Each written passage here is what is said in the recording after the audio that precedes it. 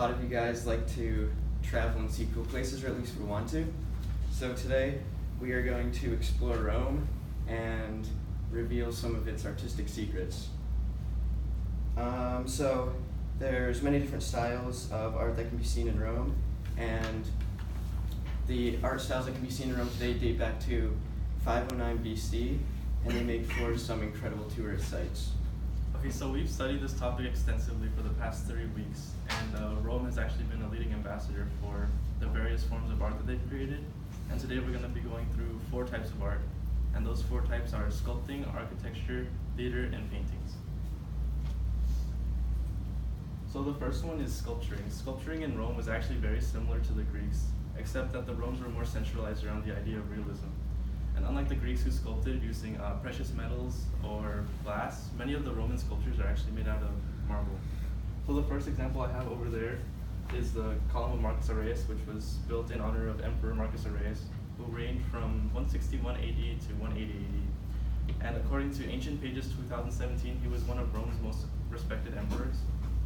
The column stands at 29.6 meters tall, according to Ancient Pages 2017 again. But for those of us that can't grasp the idea of the metric system, that's almost 100 feet tall. Within the structure, there are these reliefs, or these flat protruding parts of the structure, and as you can see, they're extremely detailed. That goes to show how much time, how meticulous that the Romans worked on each of their sculptures. And while they're not as extravagant in design or size, the Romans also implemented sculpting into their various forms of architecture. So, in the Arch of Constantine, they used the sculptures as a form of a political tool. They're really small. That is actually a really small picture. I don't know, I just resized it. So that depicts the Romans defeating a group of quote-unquote barbarians, and that just reinforced the power and the influence that the Romans had during their era, I guess. No, yours there. And oh wait. So, still on the topic of architecture, the Romans didn't just sculpt the architecture, they also were the main constituents of the architecture, which Nick will now talk about. Okay, so yeah, the Roman architecture actually stemmed from Greek architecture. According to Mark Cartwright 2018, Roman architecture continued the legacy left by early architects of the Greek world.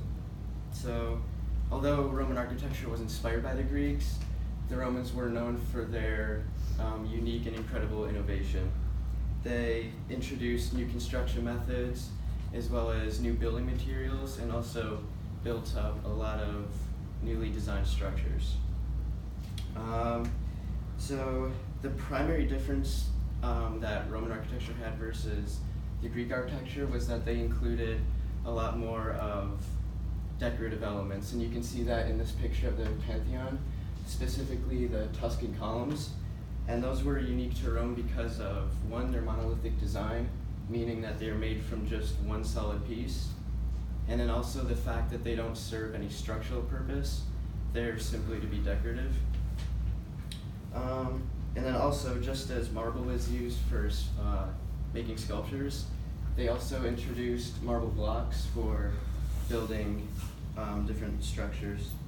And they used it because it was highly abundant, and it was also appealing in its color variations. So the first building that was made entirely of marble was the Temple of Jupiter. And the Romans were also the first to fully utilize the full potential of concrete. Concrete was more efficient and also cheaper to use than solid stone. And then finally, Roman architects also introduced many new structures that are still widely used today. That includes things like bridges, and the traditional residential housing blocks, and then also the theater. And they're not only known for the construction of the building itself, but also the art form of the theater itself. So, contrary to popular belief, the theater was actually more than a place to just go see a play or a show. The theater in Rome was actually used for many other spectacles, such as the gladiator battles and beast hunts, which are the 2 that I will be talking about today. So, again, with Hollywood portraying these things really inaccurately, gladiator battles were one most popular forms of entertainment in ancient Rome. So, unlike the death and bloodshed you see in Hollywood, death was actually a very rare instance in gladiator battles, because the gladiators are actually professional, I guess, actors, you could say, because these actors would portray, would portray the beliefs that they had. For instance, in the common fight between the Retiari and the Murmillo, that was a reminder of the Roman belief of Neptune, their god of the sea. And again, contrary to popular belief in beast fighting, it's not just some place where some poor soul gets thrown in to fight for his or her freedom. It's actually a really intricate design, or like fighting style, where only specially trained warriors were able to fight, known as the bestiari. Typically, the beast fights were used to symbolize Rome's power over nature, or humans' power over nature also. But this belief that humans rule nature actually led to the deaths and extinction of many animals.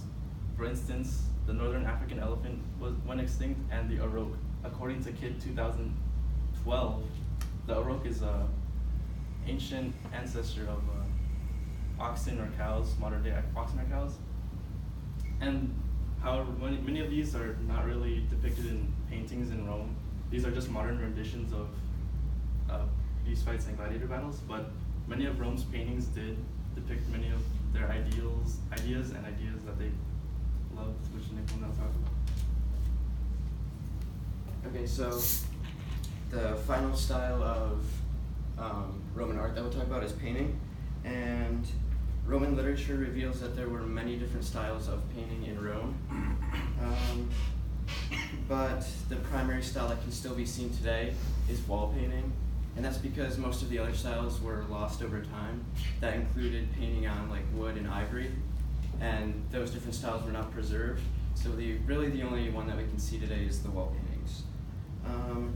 However, even though so much of the art form was lost, we still have a pretty good understanding of the paintings in Rome.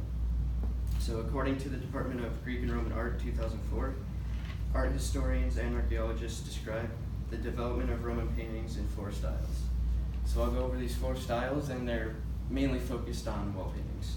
So the first style was designed to replicate the color variations of marble, and it was used to basically like detail architecture and just give it a little bit more like detailing.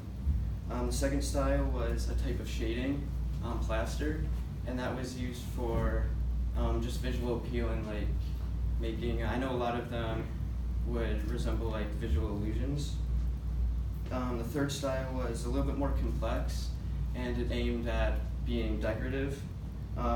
So basically what that style was, where they painted over the walls with a solid color, and then after that would dry, they would paint over with some type of landscape, usually focused on nature, and that was just to be like make their buildings more visually appealing. And then the fourth and final style was designed to tell narratives, and most of the time those narratives would be focused on like mythological elements. And then the most popular of the wall paintings can be seen in Pompeii, Italy, such as the picture right there. And then the Romans also developed a few unique techniques as their wall paintings advanced over the years. A few of those techniques include inserting lead plates into walls to prevent moisture damage, and that's one of the main reasons that those paintings survived over the years, because of these techniques. A couple others where they used sometimes up to 7 layers of plaster under the walls, which made the walls really, really thick. And then they also used marble powder, which was used to like give the walls a shiny texture. So those were just a few of the techniques with painting. So as you guys can see, Rome has many forms of art, many of which we didn't get to cover today. However, we did get to cover sculpting, architecture, the theater, and the various forms of painting that they did. So if you guys are interested in traveling, seeing unique art styles like this, then Rome is definitely a place you need to add to your bucket list.